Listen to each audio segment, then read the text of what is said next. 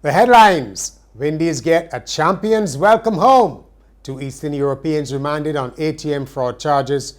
Teachers Union withdraws threat of industrial action. And the Bajan Gems just keep on winning. Welcome to Nation News for Tuesday, April the 5th, 2016.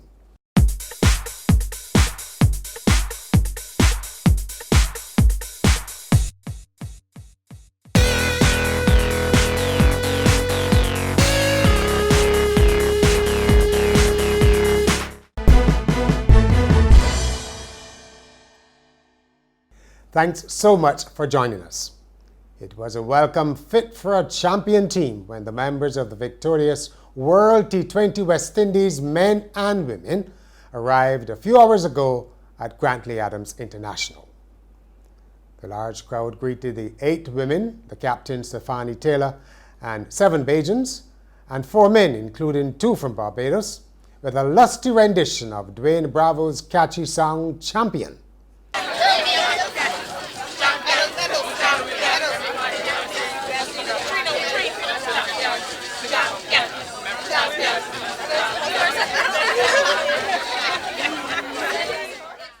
The men in particular had used it as their theme song to celebrate their wins at the tournament, none more so than the epic last over victory against England in the final in Kolkata on Sunday. Some of the fans wore West Indies replica kits, some waved national flags, and in unison they screamed in delight as the players exited the airport. Members of the team then spoke to reporters before heading off on a victory motorcade organized by Starcom Network. Welcome home. Here's some good news for the new school term next Tuesday from the Secondary Teachers Union. It is promised that members will not disrupt the start of the term. President Mary Redmond told Nation News the union was satisfied with the work being done during the Easter break to counteract environmental issues at Combermere, Lodge and Spray Memorial. Last week, Ms. Redmond threatened some form of industrial action if the ministry did not hold a meeting to discuss its concerns about the 3 schools.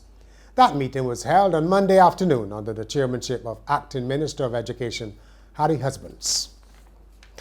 The Barbados Union of Teachers is convinced it is getting the rough end of the stick from the public service arms responsible for the appointment and discipline of public officers, including teachers.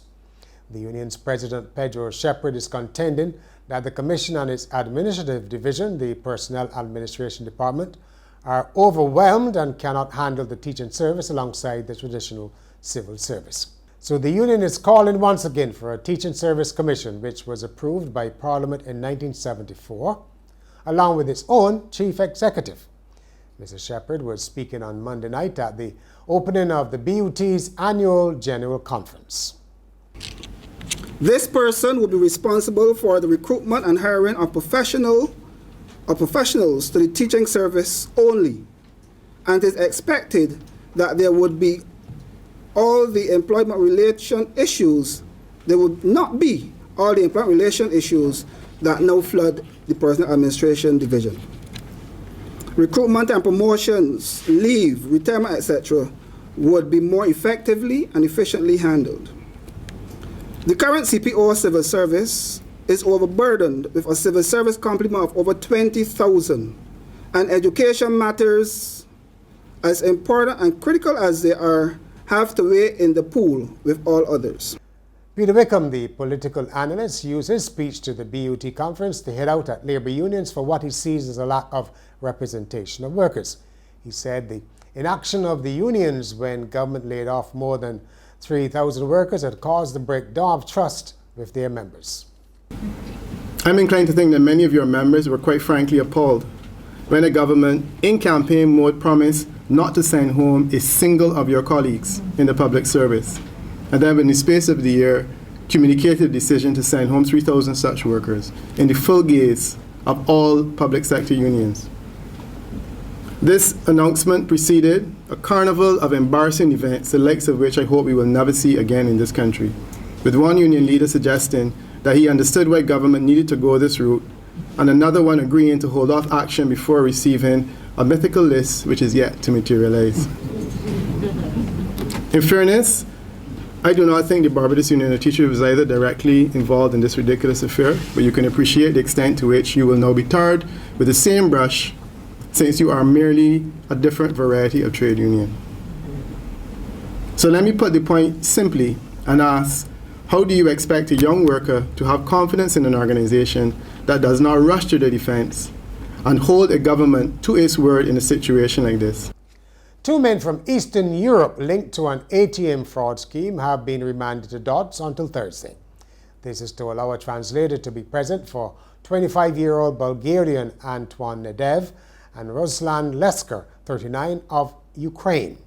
The pair appeared in court charged with money laundering and going equipped after police executed a search warrant at their apartment. And yes, it's going equipped.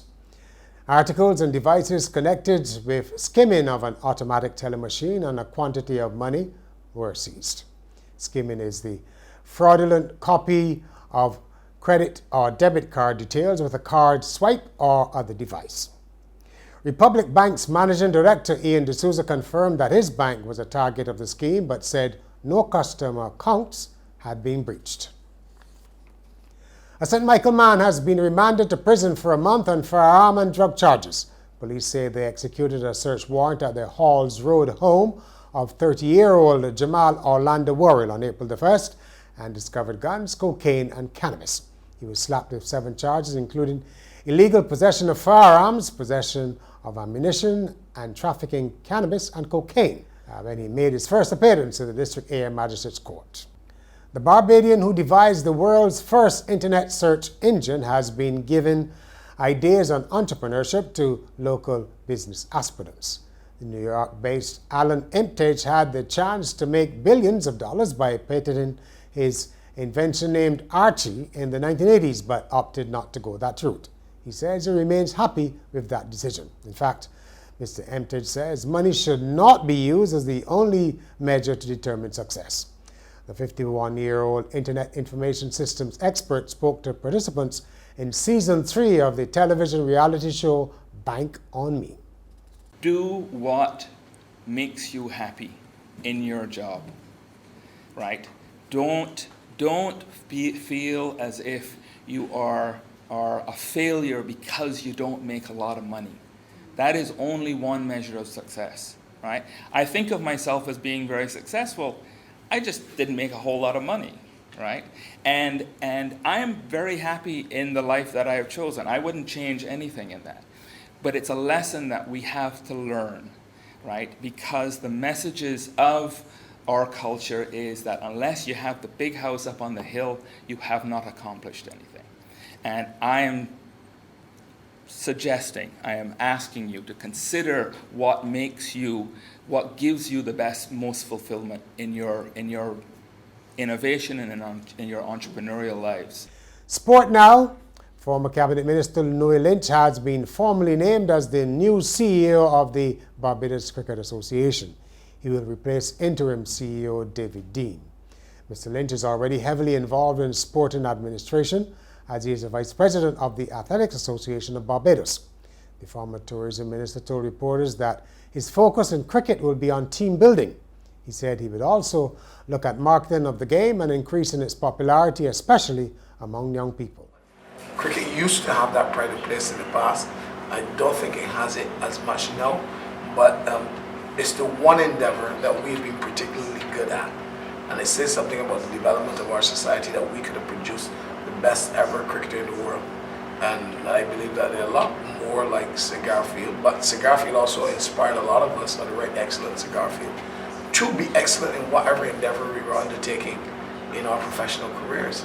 And I grew up in that era. I want that era restored. I want that brought back to Barbadians, or whether it be a boy or a girl. Barbados' junior gems have romped to a third straight win in the Caribbean Netball Association's Under-16 tournament. They scored a 39-13 victory over Bermuda on Monday night at the National Stadium to record their best performance to date.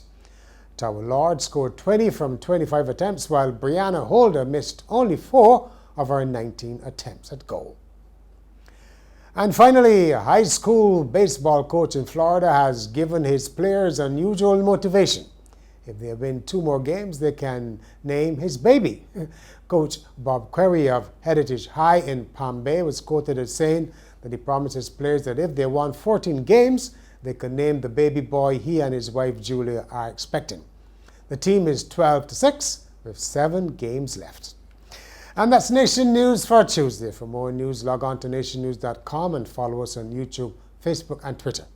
And remember to pick up your Midweek Nation on Wednesday or subscribe to our e-paper.